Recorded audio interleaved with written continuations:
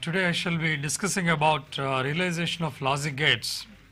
So that means how the logic gates are realized in circuit form. Many of the logic gates are available in integrated circuit form, and there are different logic families. That means different kinds of circuits can be used, meaning thereby the transistor circuits can be used, diode circuits can be used, and MOS circuits can be used to realize these gates. And therefore, there are different families of logic gates available, like diode logic, diode transistor logic DTL, transistor logic TTL, MOS logic, and complementary MOS logic, CMOS logic, emitter coupled logic, and so on, based on the kind of circuits that are used and the kind of devices that are used to realize these circuits. Now let us discuss about some of these realizations. The simplest of them is the diode logic, and let me discuss about the diode logic circuits here. Please look at this diagram. This is an AND gate realized using diodes for positive logic.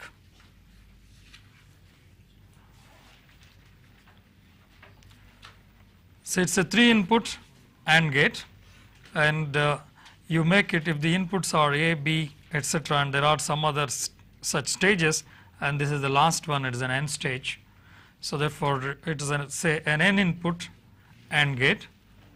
It uses the N number of diodes at the front, and these are connected together to a supply V, which has to be chosen as the voltage equivalent for level 1, logic level 1, and you connect it through a large resistance R, and this is the output Y.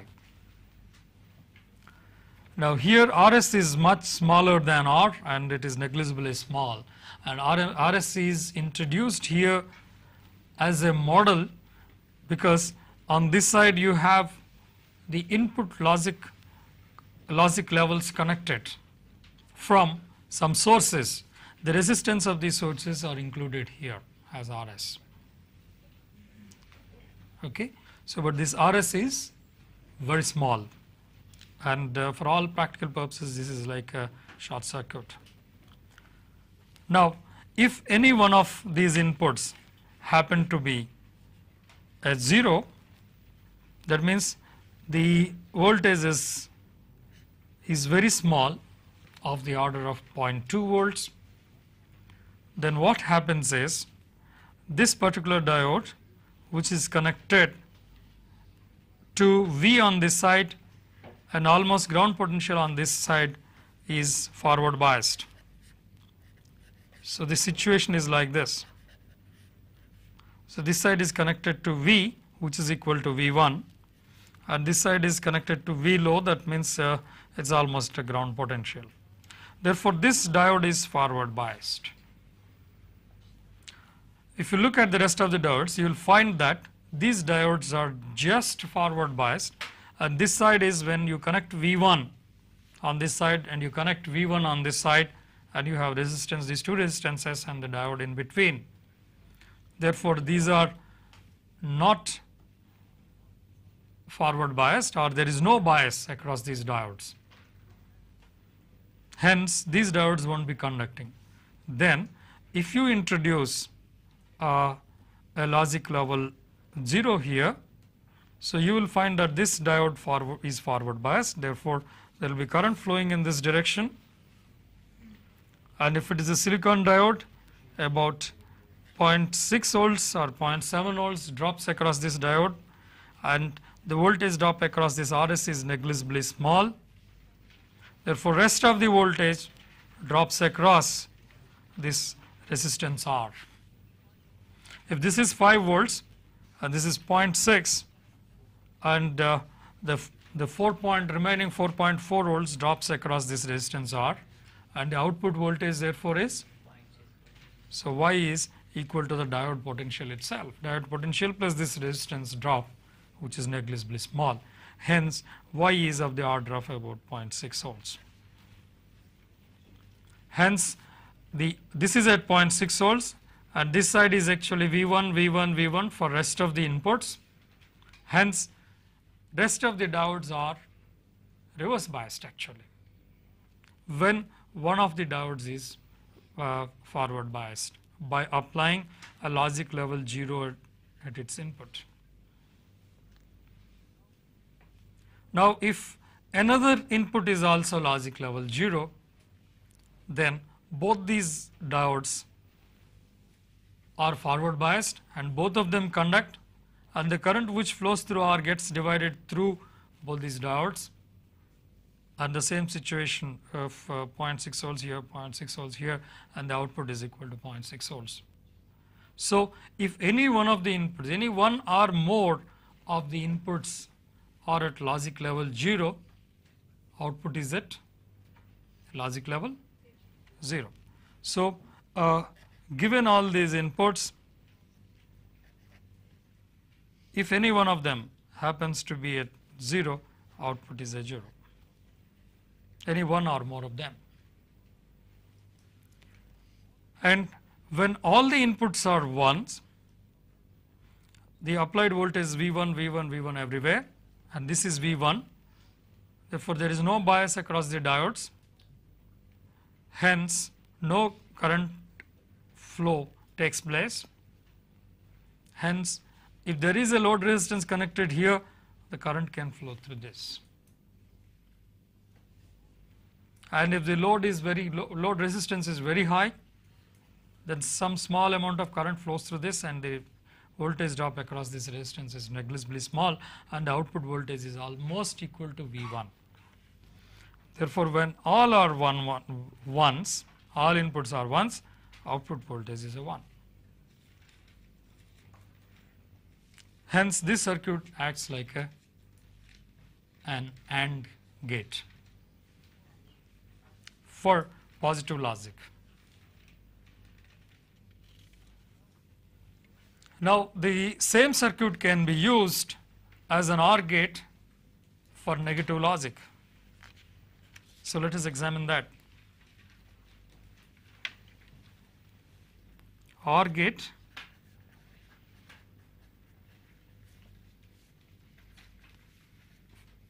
with negative logic.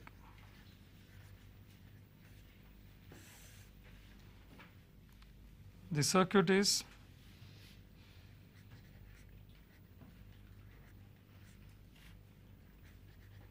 as I mentioned, the circuit is the same.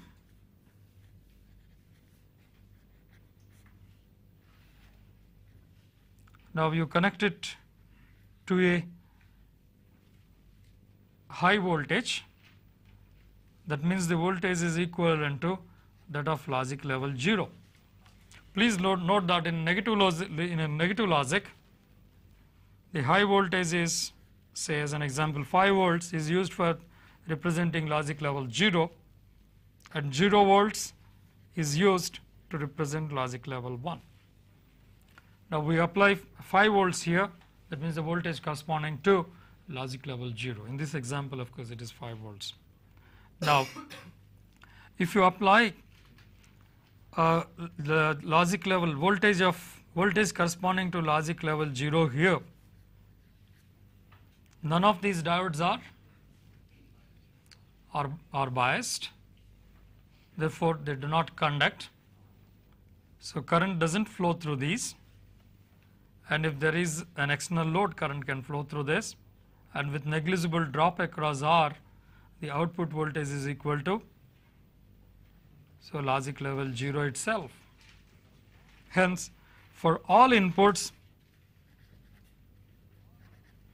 when all inputs are 0, 0, 0, all inputs are zeros, output is at 0.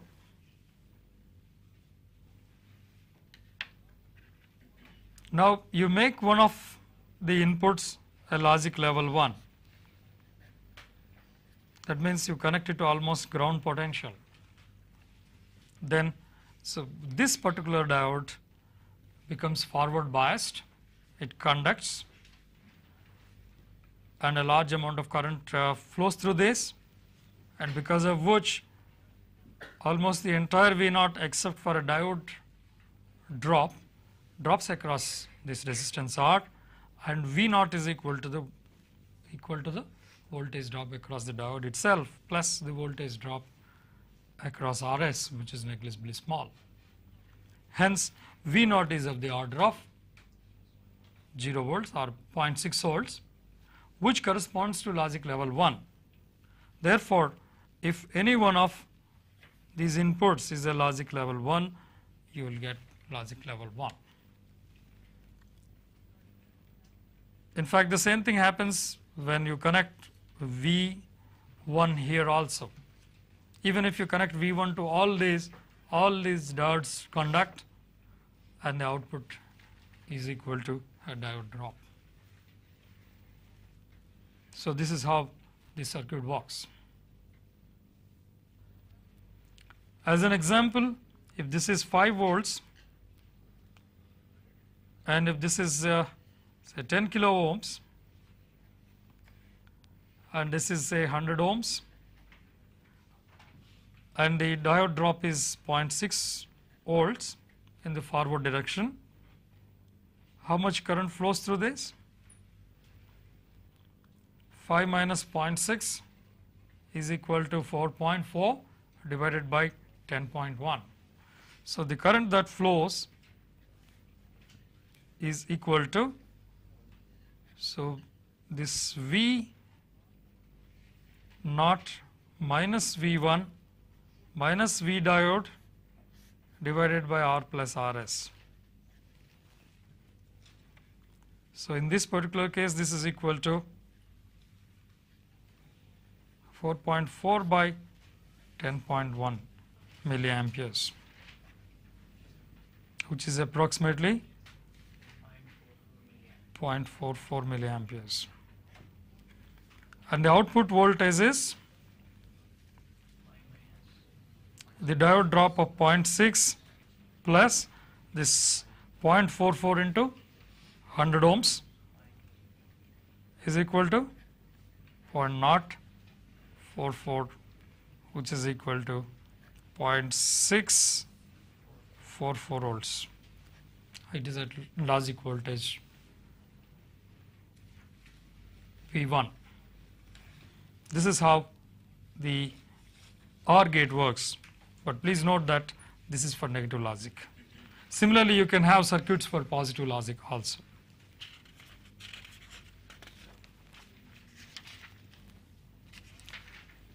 So now let us discuss about another interesting gate, a realization for another interesting gate, that is the NOT gate.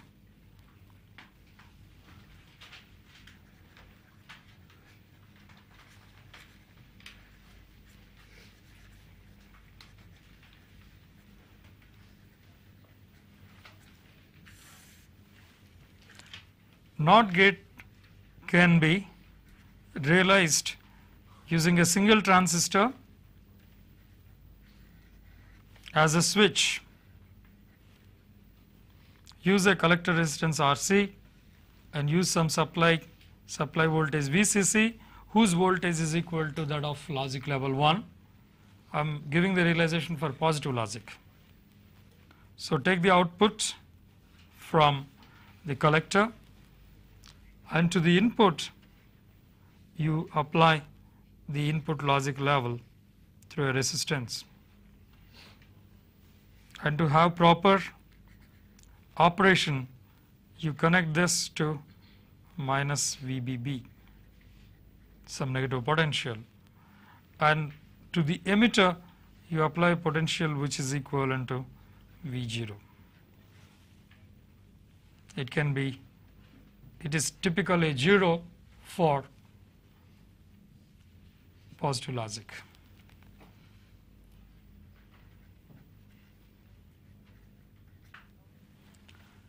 Now in this circuit, when you apply a logic level 1 here, V1, say as an example 5 volts here,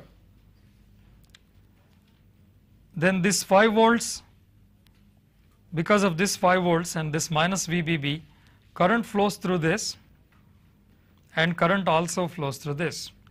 and the voltage division, if you see that the voltage division is such that this voltage is more than about 0.7 volts when this is 0, when this is 0. If this voltage is more than about 0.7 volts, so when you apply V1 at the input, it will forward bias the base emitter junction here.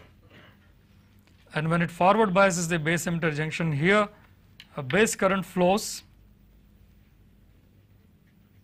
because of which there will be a collector current flowing, which is equal to beta times IB. And if you so choose RC that the transistor gets saturated because of that current, you will get an output voltage which is equal to VCE saturation, which is of the order of 0.2 volts here. When you apply V1 at the input, the transistor conducts, and it does not just conduct, it drives the transistor into saturation actually, and you will get an output voltage of 0.2 volts. When do you say that the transistor is in saturation? Due to that particular IC, the voltage drop across RC, which is equal to RC into IC, is equal to almost VCC. Then the voltage drop across the collector to emitter is approximately 0, and it is equal to VC saturation, which is 0.2 volts. Therefore, for a logic level 1 here, you will get a logic level 0. Hence, it acts like a NOT gate for logic level 1. Similarly, when you apply the voltage corresponding to logic level 0 here, that means a 0 volts or some 0.2 or 0.4 volts is applied here, and this being more negative and this being almost 0, because of the voltage division, the base potential becomes negative, and when this base is negative and this is ground, the base emitter junction is reverse biased and the transistor is cut off. And when the transistor is cut off, the collector current that flows is 0. Hence, there is no drop across RC, and the output voltage is equal to V1 itself. Well, when you connect a load resistance here, because the load draws some current, load resistance draws some current, there will be some small voltage drop across RC, and what you get at the output is VCC minus IC into RC, which is high, and you will get logic level 1 here. When V0 is applied, you will get logic level 1 here. So therefore, this circuit works like a NOT gate.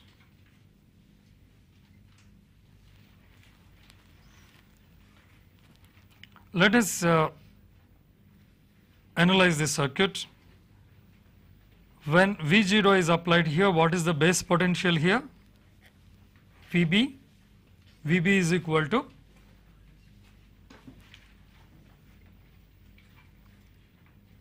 V1 minus V1 minus, okay, when V0 is applied here, it is V0 minus the voltage drop across R1. The voltage drop across R1 can be obtained as V0 plus VBB, the total voltage drop across R1 and R2 has to be divided between R1 and R2. Therefore, this voltage VB is equal to V0 minus the voltage drop across R1 is R1 by R1 plus R2 into the total voltage applied across it. So that is equal to V0 plus VBB. This is the voltage drop.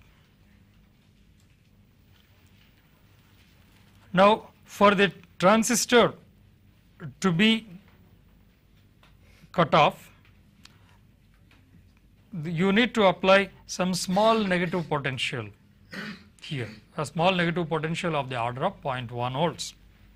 Therefore, we should see that this voltage is less than minus 0.1 volts. This is when this side is grounded, when the emitter is grounded. Okay, we can select R1 and R2 and also VBB such that, so this voltage is less than minus 0.1. As an example, if this is 5 volts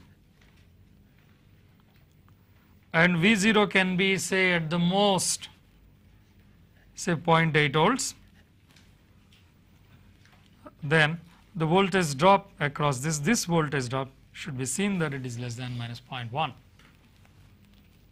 That means this voltage drop should be 0.8 plus 0.1, it should be 0.9 volts. You can choose R1 and R2 such that this is 0.9 volts. That is how it can be designed. This is as far as cutting off the transistor when V0 is applied is concerned. Now, when V1 is applied,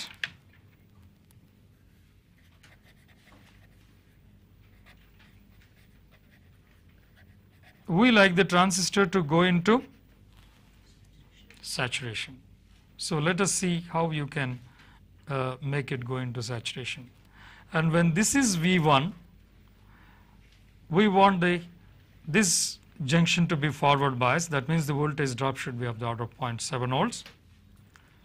So, in this situation VB is equal to V0 minus V1 minus R1 by R1 plus R2, just a minute, the current that flows through this is equal to this current which flows through this plus IB. What is the current that flows through this? Let us call it as I dash, and I dash is equal to, if this is 0.7 and this is minus VBB, I dash is equal to VBB plus 0.7 divided by R2. And what is this current? How much is this current? V1 minus 0.7 divided by R1. So, this I, if we call it as I is equal to V1 minus 0.7 by R1. Let me cancel this. So, this is equal to I and this is equal to I dash. What is the difference between I and I dash? IB is equal to I minus I dash. Now, beta times IB is equal to IC, IC is equal to beta times IB. Now, if you want the IC to saturate the transistor, what is the relationship between IC and V1? The drop across RC should be is approximately equal to VCC, or it is equal to VCC minus VCE sat, the saturation voltage, which is VCC minus about 0.2 volts. So, IC should be, RC and IC should be so selected, and this is the IC that is required, the saturating IC is what is required here. So, if that is the IC required, what is the minimum IB required? Minimum IB required is that IC divided by beta, and that IB is equal to this. Now, R1, R2 and RC can be so selected that the transistor goes into saturation when V1 is applied and is cut off when V0 is applied. It is very easy to design it. What are the equations that are required? This is equation 1, this is equation 2, this is equation 3, and this is equation 4. and with these two are also needed.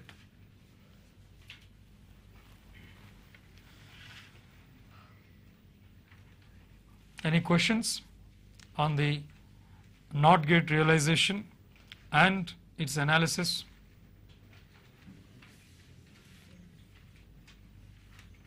Questions?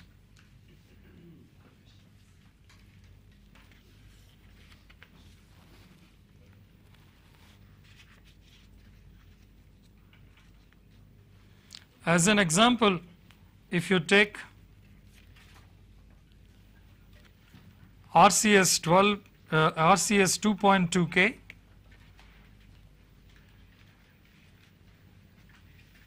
and this is 12 volts, this has 12 volts, and R1 has 15K and R2 has 100K,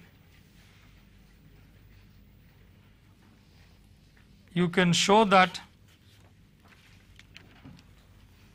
IB is equal to, using these two equations, I minus I dash, you can show that IB is equal to 0.62 milliamperes.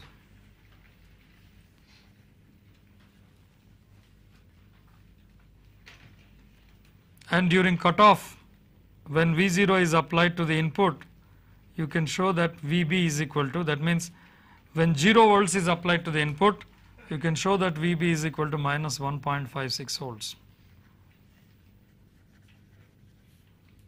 When input Vi is equal to 0 volts.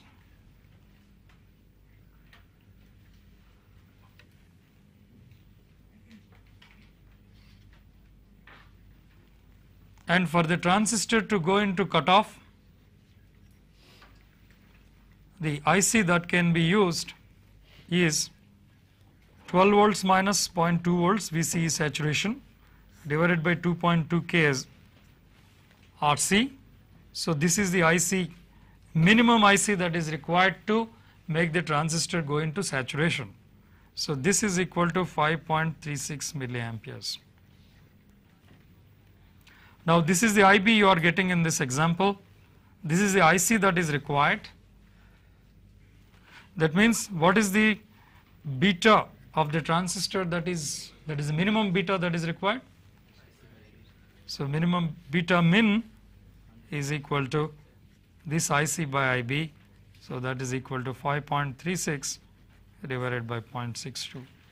And if the beta of the transistor happens to be more than this, then what happens? IC will tend to be, for this IB, IC will tend to be more than 5.36 milliamperes, but the transistor characteristics do not allow for that.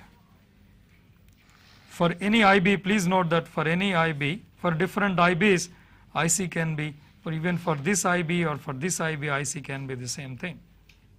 And when VCE saturation is the voltage drop across it.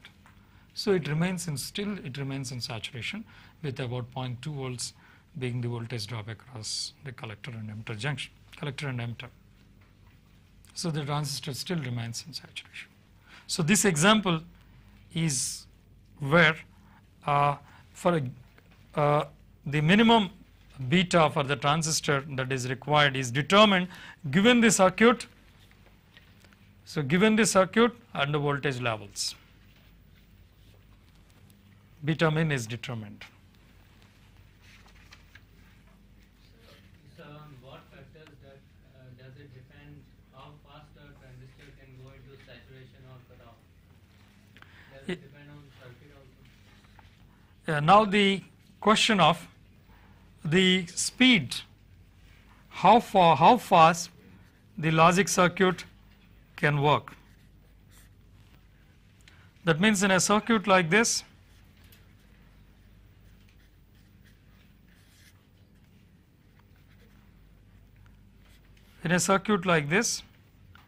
if we apply time varying voltage,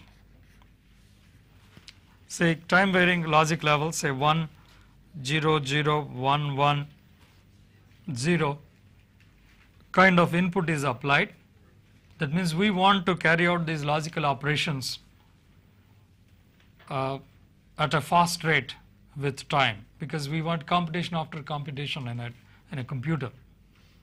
So when you like to do that, we want the circuit to respond very fast. Whenever it is 1, we want the output to be a 0, and whenever the input is a 0, output to be 1, like this. If this is the input, we want the output to be like this. Ideally it should be like this. Then you can apply short ones and zeros, and the circuit will respond. So the circuit can operate at a high frequency. But in practice, what happens is, when you apply this kind of a logic level at the input,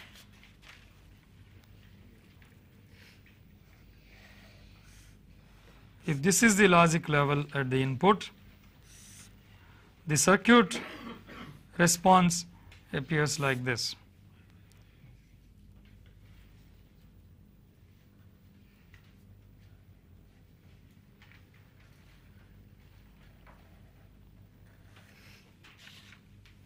This is how it responds. So when there is a jump in the input from V0 to V1, now the circuit starts falling from V1 to V0 slowly. And if you consider some 90% time and 10% time here, so this is the fall time with which the output falls. So between 0.1 to 0.9, for the time taken for the output to fall from 90% to 10% voltage levels of the steady state voltage levels, that is the fall time. And similarly, here it is supposed to rise immediately, and it will take some rise time for it to rise. So these circuits have some fall and rise times, because the transistors have some junction capacitances. When you apply some input here, the junction capacitance also has to get charged to the input. So when you apply an input, the base current doesn't immediately rise. Hence collector current cannot immediately rise. It rises exponentially, and it takes some time therefore. Hence the output response is like this. Hence the speed of such circuits is limited. The total time, turn on time, for example, this is turn on time for the transistor, because it is getting turned on. The transistor is working like a switch. From cutoff to saturation, it is getting turned on, and from saturation here, from saturation to it is going off, the transistor is getting cut off. Therefore it is cut off. That means the transistor is acting like a switch here between on and off states. When V1 is applied, the transistor is getting turned on. That means it is entering saturation, and when V0 is applied, from saturation it is coming to cutoff stage. Therefore it is acting like a switch. And this is known as on time, this is known as off time.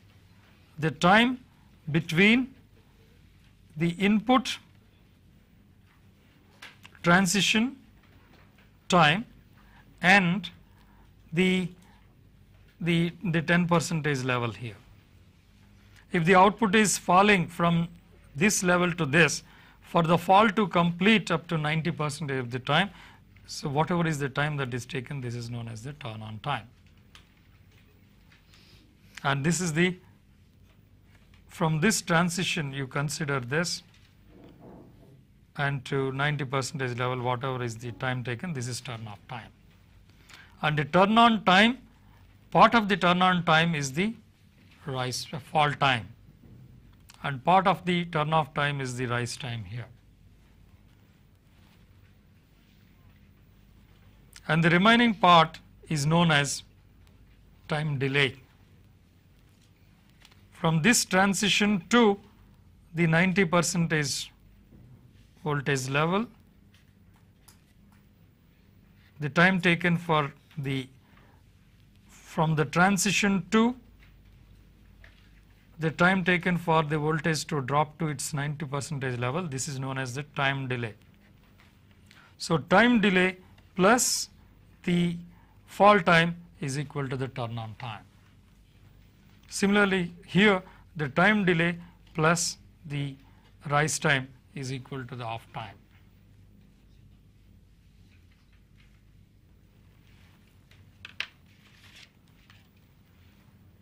Turn on time is equal to, so time delay plus fall time, and turn off time is equal to the time delay plus T rise. And these two delays put together is known as the propagation delay of the gate. It is equivalent to the response time of the gate or the propagation delay of the gate. These two times put together.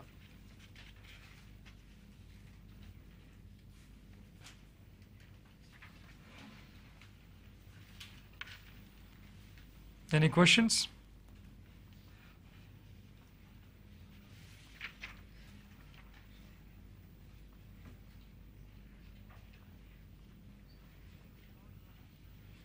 This is of the order of 10 nanoseconds in the case of TTL gates. I have not discussed about TTL gates, but please note that this is of the order of 10 nanoseconds. Now let us discuss about another important logic family, the CMOS logic family. CMOS realization or complementary MOS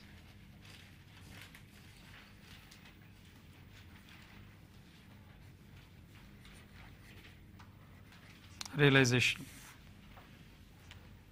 So I will discuss about a complementary MOS device, CMOS device, and let us take the example of a NAND gate.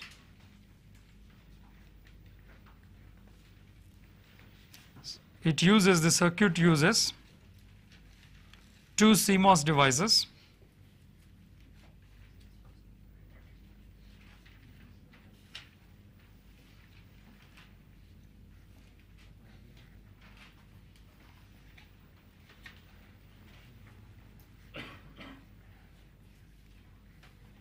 This is one CMOS, which is an N-channel CMOS,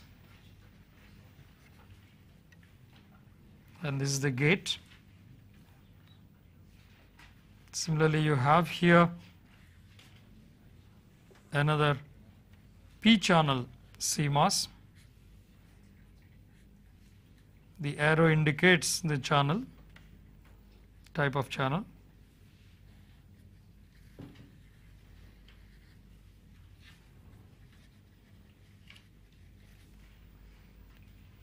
When the arrow is between the source and the channel and it is towards the channel, it is N channel. When it is away from the channel and towards the source, it is P channel. And now this source is connected to the ground potential, and here say the source is connected to, of this N channel MOSFET, the source is connected to say a voltage VDD.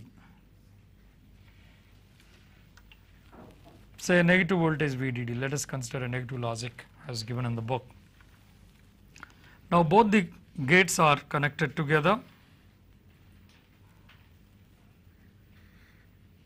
and this is the input point, and the output point is taken from this point. This is V0.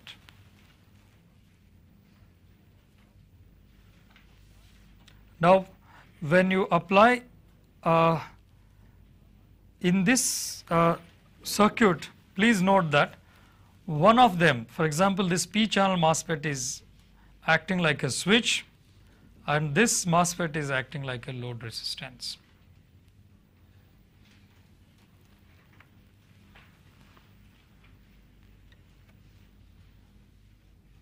And this is for the time being, this is a NOT gate with a single input and single output. Other gates also can be realized using this, the CMOS devices. So with this being the input and this is the output. And this one is, as I mentioned, is the load resistance, and this is the switching transistor. Now the advantage with such circuits is that these circuits do not contain resistances, and resistances are bulky. For making on chips, resistances are bulky. Semiconductors have some conductivity, and that means they have some resistivity, and to realize some large resistances you need a large chip area to realize a resistance. The area, cross-sectional area should be very small and length should be very large to make a large resistance, to realize a large resistance on an integrated circuit wafer. So you cannot put millions of such circuit elements on a single wafer. Whereas to make a MOSFET you need a much smaller area than to make a resistance. Hence, by using MOSFETs as resistances, in the MOS logic, we can have very small devices. Chip area can be saved, and this is the main advantage of MOSFET circuits. And the second important advantage is that they consume very low power.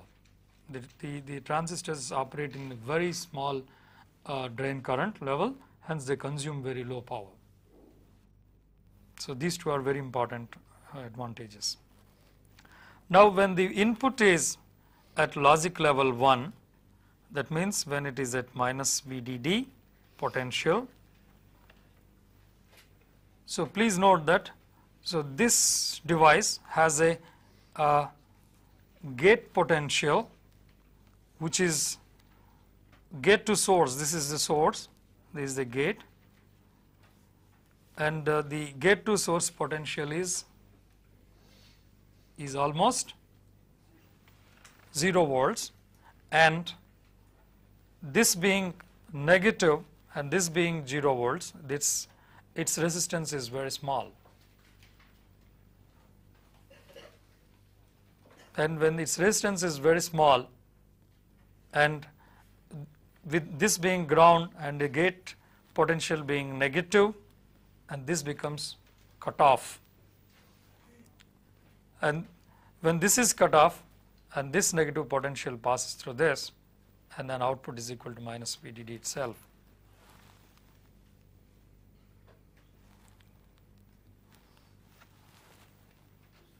Okay, so I think we shall discuss about this in the next class, because I want to do it for the positive logic, because this is given for the negative logic here, and it's better to discuss it for the positive logic. So because it may create some confusion between negative voltage and positive voltage.